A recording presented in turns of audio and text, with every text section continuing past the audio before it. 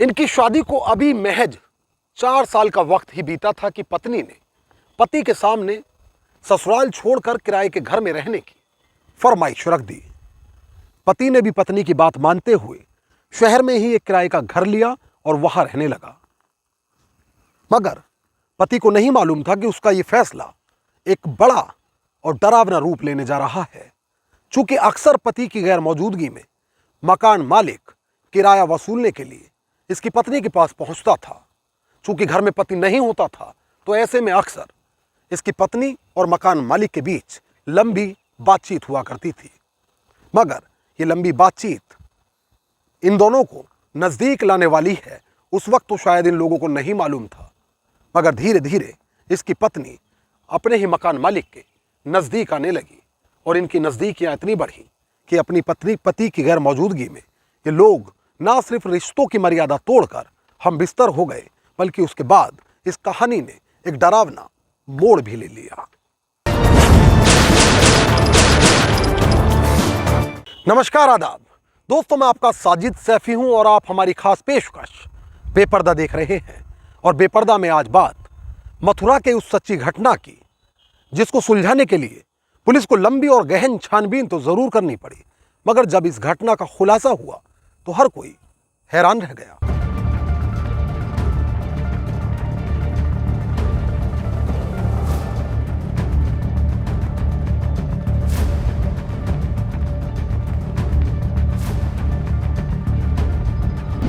तारीख 4 मई 2023, वक्त सुबह के करीब 8 बजे।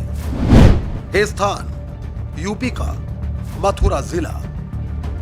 यहां गोविंदनगर पुलिस स्टेशन में लगे फोन की घंटी बजती है। पुलिस फोन उठाती है तो कॉलकर्ता द्वारा पुलिस को बताया जाता है कि सिकंदर नाम के युवक ने आत्महत्या कर ली है। सूचना के बाद सायरन बजाती पुलिस की गाड़ियां घटना स्थल की सिमत बढ़ती हैं, जबकि मौके पर पहुंचने पर पुलिस पाती है कि सिकंदर की लाश उसके बेडरूम में बेड के ठीक बराबर में पड़ी है, जबकि उसके गले में उसकी खुद की पत्नी के दुपट्टे का फंदा है।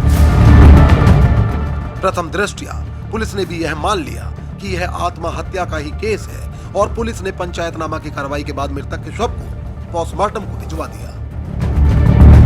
मगर पुलिस भले इस घटना को आत्महत्या की सामान्य घटना मान रही हो, मगर फिर भी पुलिस के ऐसे कई सवाल थे जो अभी भी अनसुलझे थे। और उसमें सबसे महत्वपूर्ण सवाल था मोटिव। जी हाँ, क्योंकि इंसान के कुछ भी करने के पीछे एक मोटिव होता है, मगर अभी तक मृतक की पत्नी पुलिस के सामने ऐसा कोई मोटिव पेश नहीं कर सकी जिससे सिकंदर की मौत के आत्महत्या के कारण साफ हो सके। वहीं दूसरी ओर पुलिस को सिकंदर की पोस्टमार्टम रिपोर्ट का बेसब्री से इंतजार है, क्योंकि अब फकत वही जरिया है जिससे सिकंदर की मौत से पर्दा उठ सकता है।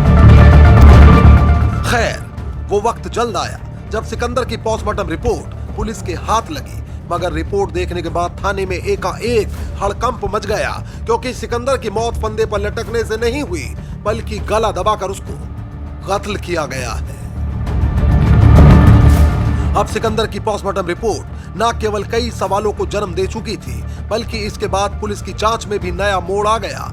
केस की जांच एक बार फिर नए सिरे से शुरू की गई और पुलिस का पहला सस्पेक्ट कोई और नहीं बल्कि खुद सिकंदर की पत्नी नीतू थी। लिहाजा अब पुलिस ने बिना देरी किए नीतू के नंबर को सर्विलांस पर लगा दिया।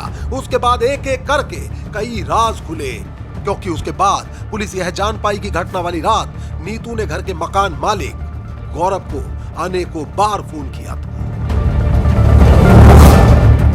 क्योंकि अब पुलिस के पास नीतू और गौरव को गिरफ्तार करने के लिए पर्याप्त सबूत थे, इसलिए पुलिस ने इन दोनों को गिरफ्तार कर लिया। और उसके बाद इन दोनों द्वारा पुलिस को जो कहानी सुनाई गई, उसने वहां मौजूद हर एक के होशो हवास उड़ा दिए। पति के भरोसे को रौंदकर मकान मालिक गौरव पर सब कुछ लुटा चुकी नीतू अब वासना की आग में इस हद तक अंधी हो गई कि प्रेमी गौरव के साथ जिंदगी बिताने के लिए उसने खुद के पति को रास्ते से हटाने की योजना बना डाली। पति के कत्ल की तारीख उसकी ओर से 3 मई मुकर्रर की गई। तारीख मुकर्रर हो चुकी थी और अब वक्त उसे अमली जामा पहनाने का था। खैर, अपराध की एक इबारत लिखी जा चुकी थी और इंतजार था 3 मई का, वो तारीख भी आई और 3 मई को जब पति खाना खाकर सो गया तो पत्नी नीतू ने प्रेमी गौरव को घर बुला लिया। इतना ही नहीं, मीडिया रिपोर्ट्स में दावा किया जाता है कि पति के कत्ल के लिए पत्नी ने गौरव को अपना ही दुपट्टा दिया। प्रेमी गौरव द्वारा पति का गला घोंटकर उसकी हत्या की गई। दावा यहां तक किया जाता है कि इसके बाद भी पत्नी नीतू को इसके लिए थोड़ी भी आत्मगिलानी नहीं थी, चूंकि पत्नी अपने पति की लाश के साथ रात भर उसी कमरे में आराम से इत्मीनान की नींद सोती रही। दरअसल पुलिस इन्वेस्टिगेशन में पता चला कि गौरव अक्सर किराए के सिलसिले में सिकंदर के घर आता जाता रहता था। पहले तो नीतू गौरव को पसंद नहीं करती थी, मगर फिर धीरे धीरे ये एक दूसरे के करीब आ गए। इतना करीब कि सिकंदर की गैर मौजूदगी का फायदा उठाकर एक दिन ये दोनों हम बिस्तर भी हो गए।